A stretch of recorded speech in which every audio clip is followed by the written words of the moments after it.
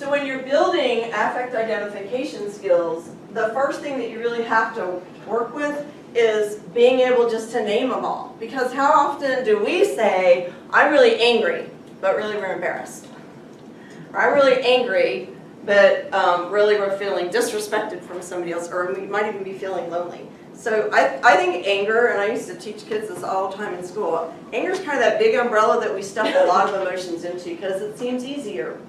It's easier to say I'm angry than it is to say I felt all alone and nobody loves me, right? That's pretty hard. It's a little easier to have that hot emotion right off the bat.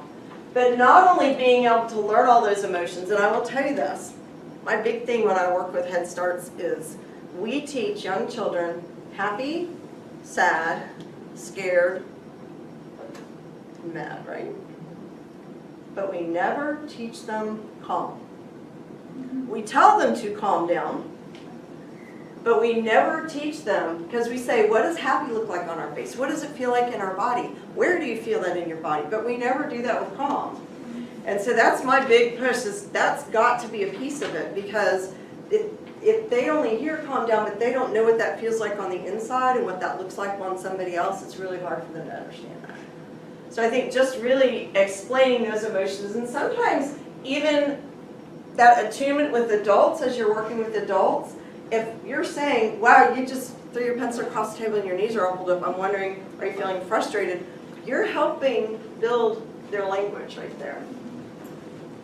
So one thing I think you should really think about, I'm going to have you guys do a super quick activity, but I want you to turn to each other here, and we're going to let's take the emotion of anger.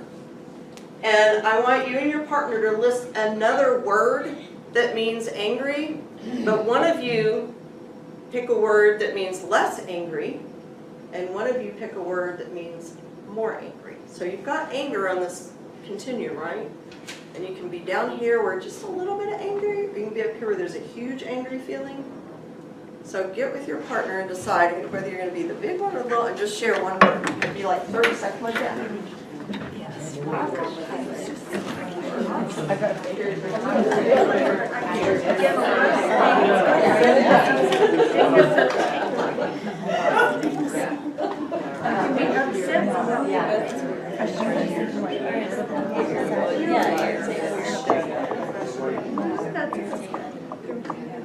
Okay.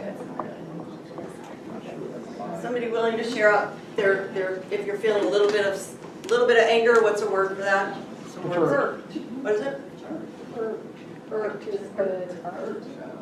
You win. Hurt. Hurt. Okay.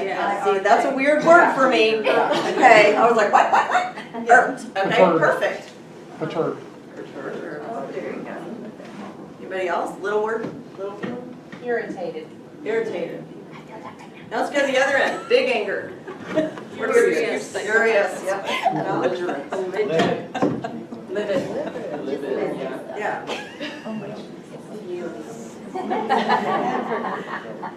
In some big groups, I'll have 6 or 7 words, and they do, a little carousel where they walk around, and everybody puts whatever other word they might think of. It can be a bigger emotion or a littler of sad, angry, happy, scared. And it's amazing the language that we have to describe emotions. And some people don't understand that continuum of emotion. And so if you are irked, they think you're furious. Okay? And so I think that's just a really important piece to keep in mind, that where you are feeling, and so sometimes it is really helpful to say, I'm irked, and if they look like they are getting a uh-oh look on their face, and just let them know.